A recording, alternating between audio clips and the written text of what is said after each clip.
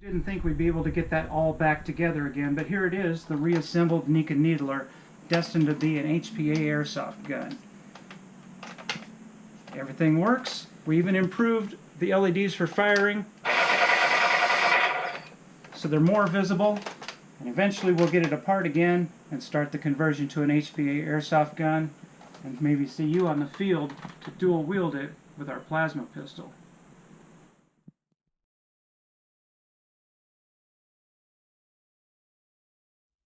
So let's talk about sound upgrades for the Needler. This is the sad little half-watt speaker that comes mounted in the upper part of the Needler from NECA.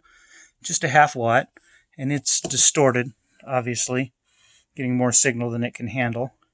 Here's what it sounds like. And the reload. And we're going to swap out for just one of the 4-watt speakers and see if there's a sound difference. We subbed in the 4-watt speaker for the half-watt speaker. And with that out of the way, let's see how our sound has changed. First the shot. Now the reload.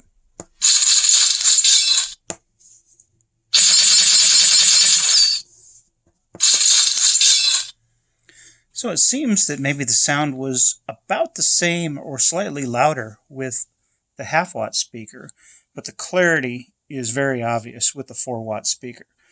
So what does that mean? It means we're probably not driving the 4-watt speaker at its full capacity, so I'll need a small amplifier added into the line, especially since I'm planning to drive 2 of these 4-watt speakers, and that should give us the full sound capacity to get the best sound out of this replica as possible.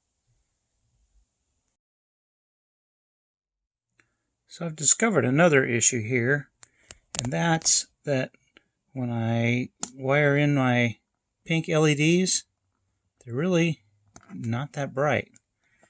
So driving them off the original wiring harness may not be the best plan. I may have to move them over. Also, I discovered that the sound effects are limited on the board. I had hoped that the sound effects were controlled by the limit switches on the old lift system for the needles, and that as each row retracted, it cut out the sound, and so we'd have unlimited shots off of the soundboard, but that's not the case. I get the same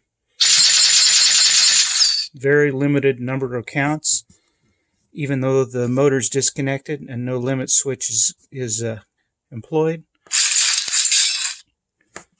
So that means I can't just send trick signals to the existing board and have it handle my sound effects. I'm either going to have to find a different way to trick the board so I can have up to 30 shots off of a single magazine, or I'm going to have to move the sound off the main board. And if I do that, then there's no reason to keep the original board for any purpose.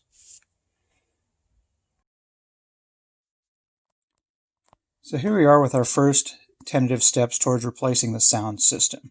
Trying to replace the tinny small sound system on the original prop with a more professional system, and using the correct game files from Halo 2 Anniversary.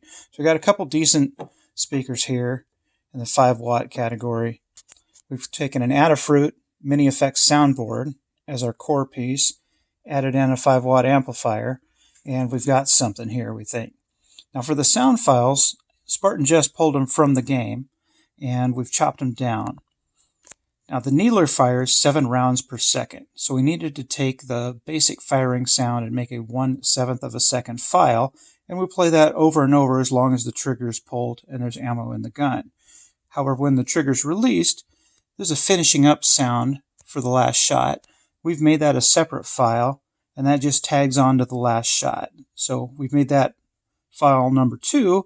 We've also got a file for dry fire and a file for reloading. So let's listen to them. Here's the basic shooting file. Here's the trail off sound. And here is the dry fire and the reload. So for a typical shooting sequence, we would hold the trigger down, followed by the trailing off sound. Let's see if I can replicate that here.